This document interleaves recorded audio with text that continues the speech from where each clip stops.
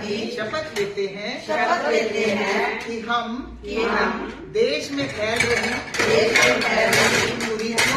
कुरीतियों का तथा जितनी भी चुनौतियां आज हमने डिस्कस की हैं उनको दूर करने का प्रयास करेंगे। धन्यवाद। जय हिंद, जय भारत। श्री राम। जय जय श्री राम। भारत माता की जय। भारत माता की जय। वंदे मातरम। वंदे मातरम। भारत माता की जय। भारत माता की जय। वंदे मातरम। वंदे मातरम। मैं डॉक्टर स्वराज ग्रोवर हूँ। बहुत सारी संस्थाओं से जुड़ी हुई अंतर्राष्ट्रीय राष्ट्रीय, लेकिन यहाँ पर जो है फ्री फैमिली काउंसलिंग सेल जो कि 1968 से चला रही हूँ, उसकी भी फाउंडर हूँ। और जन कल्याण संगठन 2011 से उसको शुरू किया है। और हमारा एक ही मकसद है कि हमने जो है गरीबों के लिए और जो ज़रूरतमंद हैं उनके कल्याण के लिए जो है वो कार्य करने हैं और टूटे हुए परिवारों को मिलाना है। और आज हमारे साथ ये डॉली भाटिया जी, इनका काफ़ी मुझे योगदान रहता है। इनके ही निवास पर जो है वो हम, काफ़ी बड़ा घर है इनका, तो यहाँ पर ही हम कोई ना कोई सेमिनार जो कि सामाजिक कुरीतियों के ऊपर हो या जिसमें कोई भी मैसेज जो अच्छा जा सके तो वो हम करते हैं। तो आज जो है वो हमारा टॉपिक है राष्ट्र में चुनौतियाँ का चिंतन, अर्थात कौन कौन सी ऐसी चुनौतियाँ हैं जिनको आज हमने सोचना भी है और मनन भी करना है और उसका हल भी करना है। तो आज काफ़ी सारी बहनें जो हैं वो हमने अभी इस बात के ऊपर डिस्कशन की है, क्योंकि सबसे बड़ा अगर हमारे देश में मुझे लगता है दोष है वो है भ्रष्टाचार का और रिश्वतखोरी का। आज कोई भी काम जो है वो जब तक हम कोई पैसा किसी भी, अगर मान लो ऑफिस में जाते हैं, नहीं देते या नहीं लेते तो काम नहीं होता। तो अगर हम अपनी पुरातन संस्कृति को याद करें तो हमारा देश एक सोने की चिड़िया था, विश्व गुरु था। यहाँ की संस्कृति को लोग मानते थे, लेकिन आज बड़ा दुख होता है कि हमारे बच्चों की रगों में, हमारी रगों में जो है, हमारे डीएनए में ये भ्रष्टाचार जो है ये समा गया है। तो इसका जो हल हमने अपने घर से ही निकालना है। Charity begins at home. क्योंकि अगर हम ये सोचेंगे कि ये नेता कुछ कर सकते हैं या शासन कुछ कर सकता है, कुछ नहीं, इनको तो केवल वोट से मतलब है और कुर्सी से मतलब है।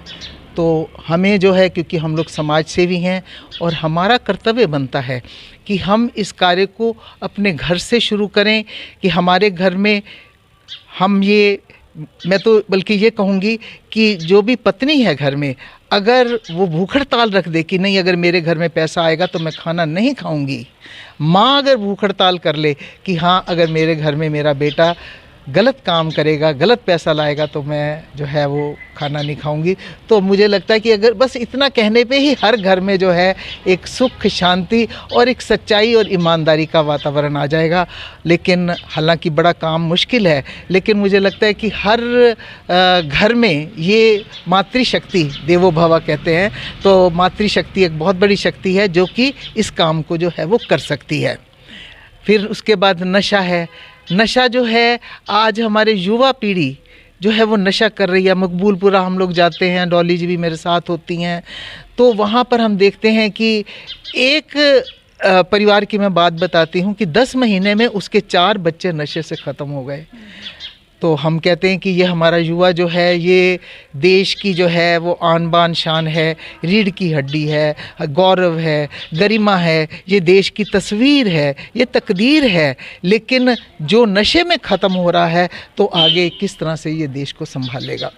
तो आज जो है नशा भी जो है वो ख़त्म करने के लिए हमने संकल्प करना है कि हम अगर अपने घर में नशा नहीं लाएंगे तो मुझे लगता है कि ये समाप्त हो सकता है। क्योंकि प्रायः जो है वो पिता लोग अपने बच्चे को ही बोलते हैं कि जाओ मेरे लिए जो है वो शराब लेके आओ।